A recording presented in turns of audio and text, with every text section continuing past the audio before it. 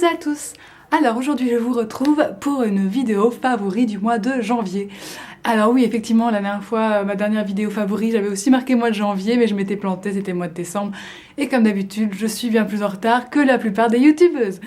Comme vous voyez là, mon décor a encore changé. Et pour celles qui m'avaient demandé sous ma précédente vidéo, ou même toutes les précédentes, j'ai déménagé effectivement, puisque je ne suis pas dans l'hôtel dans lequel j'étais, mais je suis chez une amie en ce moment qui n'est pas dans son appart, donc je lui emprunte pendant une semaine le temps de pouvoir emménager dans la colocation.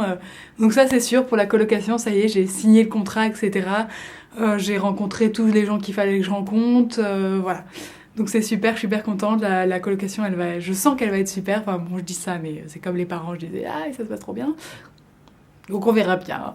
Ceci dit, j'ai quelques favoris à vous montrer, je sais pas si ça va faire beaucoup ou pas pour vous, mais voilà, j'ai particulièrement des soins, du maquillage et puis de la bouffe, hein, parce que c'est moi quoi, hein, on va pas changer. Donc voilà, je vais commencer d'abord par les soins. Je vais commencer par les soins tout de suite.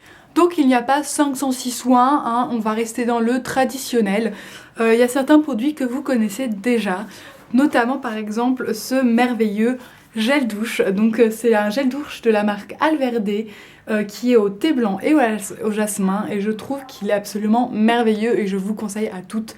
J'étais jusqu'à présent très fan de leur bord corporel, comme celui à la noix de macadamia, l'édition limitée au melon jaune, mais celui-ci vraiment c'est un gros favori parce que déjà il est pour les peaux sèches et c'est pas un mensonge parce que franchement pour un truc en lait comme ça et pas en beurre, il nourrit excessivement bien la peau. Moi franchement je me sens même plus nourrie qu'avec les beurres corporels. En plus il a vraiment une odeur très douce et très agréable. Ce qui est marrant c'est que cette odeur se transforme une fois sur la peau. Enfin par exemple moi quand je l'applique sur ma peau, elle a plus une odeur citronnée. Et vraiment j'ai beaucoup apprécié cette édition et je pense que vraiment c'est le genre de truc que je vais racheter. Bon, je vais forcément tester d'autres éditions limitées parce qu'Alverde a tendance à être très bon pour ça. Donc c'est un excellent produit que je vous conseille à toutes. Un autre produit, c'est un produit de chez Rossmann, donc la marque Altera, leur marque bio.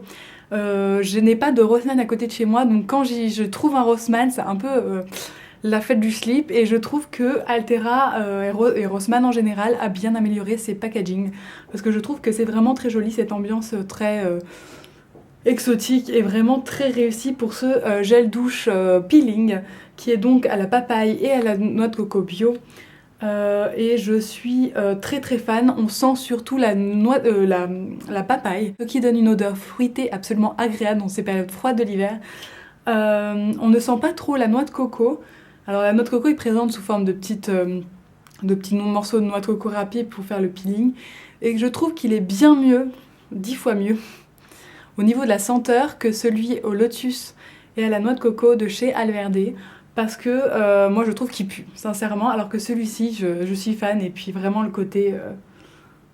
et je trouve, déjà le packaging, je le trouve super beau. Un autre produit de chez Altera que j'ai découvert, donc c'est ce roll-on pour les yeux, donc pour les peaux sèches et sensibles.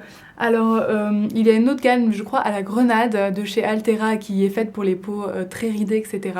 Et donc je me sentais pas concernée, donc je cherchais quelque chose qui vraiment me rafraîchisse et me donne du tonus un petit peu au niveau de l'œil, parce que quand je me lève, on dirait que je n'ai pas dormi toute la nuit, et vraiment, j'ai les yeux très fatigués.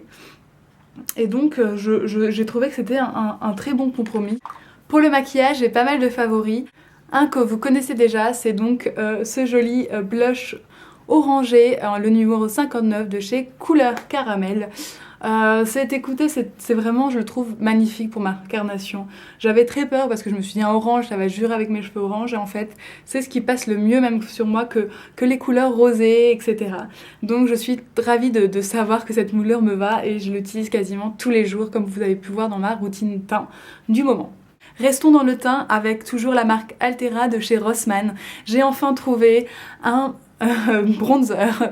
Voilà, donc je sais pas si c'est un favori du siècle de la mort qui tue, hein, parce qu'il ne viendra jamais, je trouverai toujours que le mien de chez Benefit est meilleur, mais voilà, je laisse tomber les Benefit pour le moment, et je me préoccupe de ce bronzing powder en teinte 01 Honey Gold.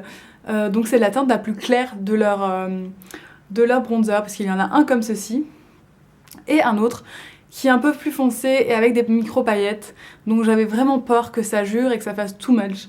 Donc celui-ci j'ai peur qu'il soit peut-être même trop clair quand je serai bronzée, mais pour le moment dans ma teinte hivernale bien pâle, il est parfait. Un autre favori que vous connaissez aussi pour l'avoir vu dans ma routine maquillage, c'est ce duo Kajal Eyeliner en teinte 30 Silver Smaragd, et vous voyez j'ai bien utilisé la partie Smaragd, parce que j'adore ce noir qui n'en est pas un, parce que je le trouve beaucoup plus léger et plus qui passe partout qu'un noir qui trancherait trop avec ma couleur de cheveux, de peau et d'œil vraiment clair. Donc je suis absolument fan et c'est aussi un truc que j'utilise quasiment tous les jours. Par la suite, je suis vraiment contente d'avoir enfin pu mettre la main sur le eyeliner que je voulais de la collection Vintage Rose de chez Alverde. Donc c'est la teinte 20 Vintage Rose et c'est une jolie couleur rose légèrement métallisée qui je trouve donne un coup d'éclat au visage et sera absolument parfait pour bientôt ce printemps et même si j'utilise dès à présent.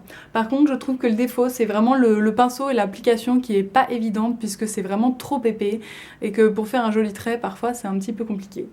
Par contre, je trouve qu'il a une tenue vraiment excellente sur l'œil et il ne file pas et il ne bouge pas de toute la journée. Ensuite, je vais vous montrer deux rouges à lèvres, donc deux rouges à lèvres de collection limitée. Un premier, c'est malheureusement un que vous ne trouverez plus à moins en vente particulière. C'est donc ce Alverde de la collection de cet automne. Donc déjà, le packaging est absolument sublime et la couleur qui est le vin Valverde, voilà, et ben c'est un magnifique rouge-violet très foncé, donc vous pouvez moduler la teinte, c'est celui que je porte aujourd'hui. Vous pouvez le tapoter et en faire une teinte très légère, comme vous pouvez le rendre vraiment foncé et quelque chose de vraiment fatal. Il a une jolie petite odeur de fruits des bois, ce qui est assez rigolo. Par contre, il est un peu sec à l'application et il ne glisse pas sur les lèvres très facilement. Un autre aussi, c'est celui que j'ai enfin réussi à récupérer de la collection Vintage Rose. Donc c'est la couleur 10 Sweet Kiss. Et c'est un joli rose, un peu plus foncé que la couleur de mes lèvres et avec un léger effet brillant. Et je le trouve parfait aussi pour ce printemps puisqu'il met vraiment en valeur les lèvres de façon très discrète. J'adore. Un dernier favori qui m'a été offert par Pamplelounet dans son swap que je porte aujourd'hui même sur mes ongles. C'est donc la teinte Bourgogne numéro 26 de chez Avril, excusez-moi. Vraiment, je ne sais pas au niveau de la tenue parce que je ne l'ai pas mis excessivement souvent. Mais je trouve cette couleur magnifique puisque c'est comme un petit peu un bordeaux mais avec un sous-ton vin comme le dit son nom, n'est-ce pas, Bourgogne, et du coup je le trouve très beau. Nous pouvons maintenant passer à la nourriture. Alors au niveau de la nourriture, vous l'avez déjà vu, mais j'ai absolument adoré ces chips de chou frisé avec des noix de cajou. Le petit goût de fromage que donne la noix de cajou au chou frisé, donc ça donne vraiment un croustillant infini et j'ai trouvé ça génial. Et je l'ai fini le paquet en un temps soit peu, je n'ai pas retrouvé cette marque, je n'ai pas retrouvé le même principe. On peut évidemment le faire soi-même, mais déjà je ne trouve pas de chou frisé. Et vraiment j'ai adoré, c'est dommage que ce soit si cher et introuvable, voilà. Un autre favori, ce sont ces petites croustillettes de chez Waza. Waza, vous le connaissez sans doute parce que ça existe aussi en France, mais en Allemagne, on a vraiment une variété infinie de ces Waza, que ce soit au sésame, aux céréales complètes, et blanc et vert, et enfin non, peut-être pas quand même, mais voilà. Et j'étais en train de chercher un petit snack pour avant le sport ou les moments où j'ai des petits creux mais qui soient pas trop riches en gras et en sucre. Et vraiment en comparant ceci avec tout ce qui est barre de céréales, j'ai trouvé que c'était celui qui avait le meilleur rapport nutritionnel.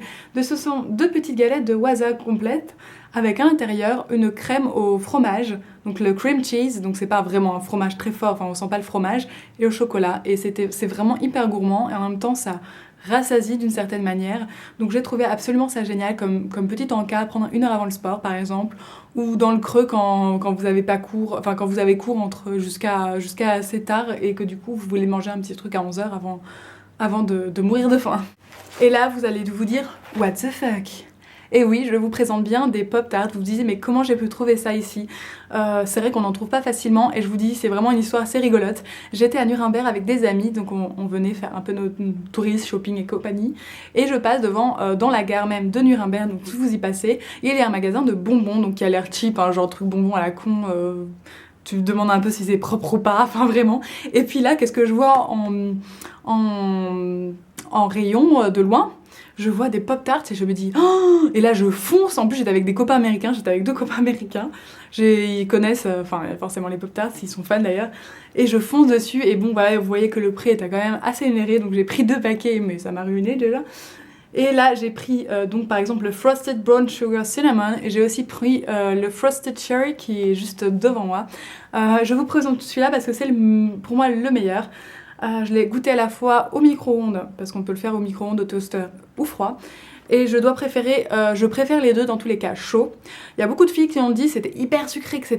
Et alors je sais pas pourquoi, mais parce que moi je trouve que c'est pas du tout hyper sucré. Pour moi c'est juste normal. La plupart des gâteaux industriels, quand on prend pas du gerblé, c'est sucré comme ça. Enfin je veux dire, c'est pas over sucré. Et en fait quand on prend pas chaud, je trouve que c'est moins sucré quand on prend chaud. Par contre pas chaud, la pâte je le trouve un petit peu genre... Je trouve que la pâte n'a pas vraiment d'intérêt parce qu'elle est une espèce d'un truc un peu friable, sans beaucoup de goût. Et par contre l'intérieur j'ai adoré, surtout celui-ci, Brown Sugar Cinnamon, parce que ça m'a rappelé, vous savez, les petites gaufrettes hollandaises à l'intérieur qui sont fourrées au miel et au sucre. Et ça fait vraiment penser à ça, avec un petit goût de cannelle. Et du coup je suis fan de ces petites gaufrettes, et du coup je suis aussi fan des Pop-Tarts. Et assurément que la prochaine fois que je vais à la gare du Nuremberg, maintenant que je sais que j'ai plus besoin de passer commande sur les sites américains, parce que c'est particulièrement pour ces Pop-Tarts que je vais essayer, et ben je testerai assurément d'autres saveurs, et peut-être que je vous en parlerai encore. Alors on va rester sur les choses sucrées avec 2 nouveautés de chez Ritter Sport. Vous connaissez ma passion des Ritter Sport. Et ben elle ne s'est pas affaiblie.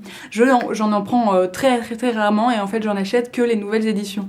Donc par exemple il y a eu 3 nouvelles éditions, qui est donc à la crema catalana, au baiser. Donc baiser c'est vous savez les petits trucs blancs là, les meringues, et aux noisettes. Et il y en a un aussi, Cookie and Cream, et ça ce sont mes 2 favoris, et notamment celui que j'aime par-dessus tout, c'est à la crema catalana. Au ddébut je sais pas pourquoi j'étais persuadée que c'était à l'alcool, et en fait il s'est révélé que c'est du caramel, et donc je suis une absolument grande fan du caramel, donc c'est mon préféré entre tout. Celui-là j'aime bien son côté craquant, on voit pas trop la meringue n'est pas flagrante, mais les noisettes sont absolument délicieuses, et vraiment si vous tombez sur ces Ritter Sport, surtout qu'il y avait une promo chez Edeka, s'il y en a qui passent par là et qui croisent un Edeka, il y a une promo, ils sont à 59 centimes je crois. Et voilà, on est presque terminé. Maintenant je vais passer à un petit parenthèse fashion. Donc il y a eu récemment par l'université, on a eu une fête de fin de semestre, et j'ai trouvé à cette fête de fin de semestre, et ben ils vendaient des polos de mon université. Donc j'ai fait ok, j'achète. Je veux pouvoir me la raconter quand je reviens à Paris. Donc c'est un polo, donc je l'ai pas encore mis, mais je l'aime d'amour déjà. Et donc c'est un polo bleu marine avec le logo de mon école, donc voilà, AK International. Donc ça c'est pour la rubrique internationale.